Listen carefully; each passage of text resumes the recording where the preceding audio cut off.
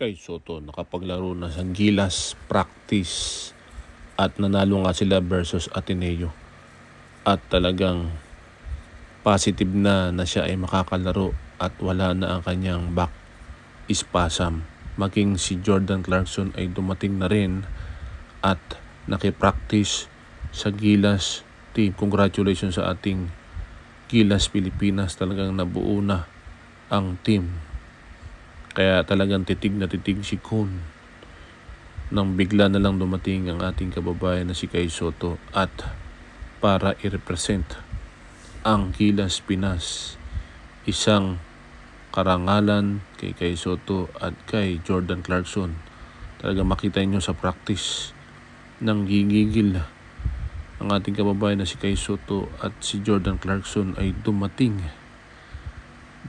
na rin para mag-practice. Kaya abangan natin ang mga susunod na kabanata sa World Cup. Abangan.